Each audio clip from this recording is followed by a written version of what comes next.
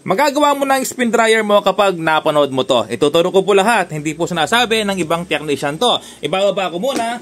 Umpisahan natin yung ating door switch at yung ating spin timer. Kapag walang ugong, okay no? Meron po kayong dapat tandaan. Kapag walang ugong ang spin dryer or motor, ay kailangan alam mo muna. Kailangan pakiramdaman mo. Itapat mo yung tenga mo sa mismong housing ng spin dryer. Okay? Kapag walang ugong.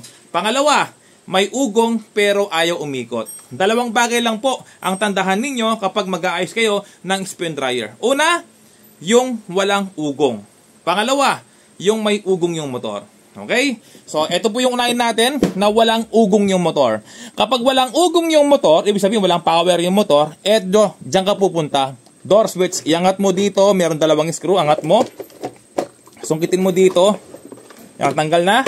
Meron kang dalawang dapat na tandaan. Ito yung kanyang door switch. Kung minsan nangangalawang yan, marumi, kailangan mo lang liyahin. Paano nga ba? Itaas mo yung door switch. Yan, itaas mo yung pinto.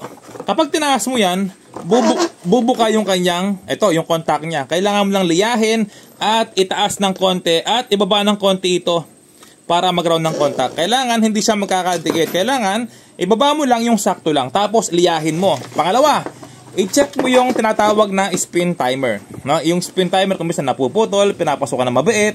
Dapat may contact yung door switch, may contact yung spin timer. Kapag walang power, ang inyong spin dryer. Okay? So, paano naman? Paano kapag may power, ayaw umikot? Ito na po tayo.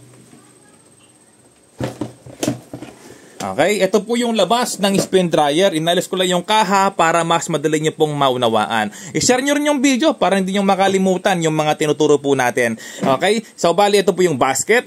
Ito yung pulley kung saan nakalock po yung basket. Ito yung motor.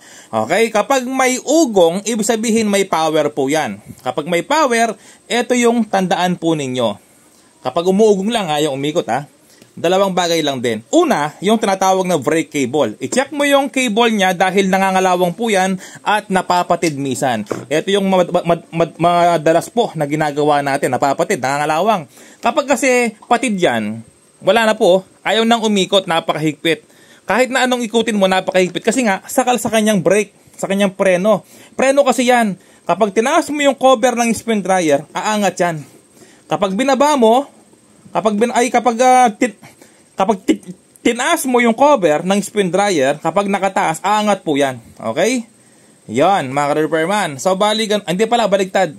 Kapag tinaas mo yung cover ng spin dryer, magbi-break yan. Kapag binaba mo yung cover, aangat yan. Okay? So, yan po tandaan po ninyo. Kailangan may tinatawag na free wheel. Ganyan dapat. Okay? So, halimbawa, may free wheel naman, pero ayaw umikot.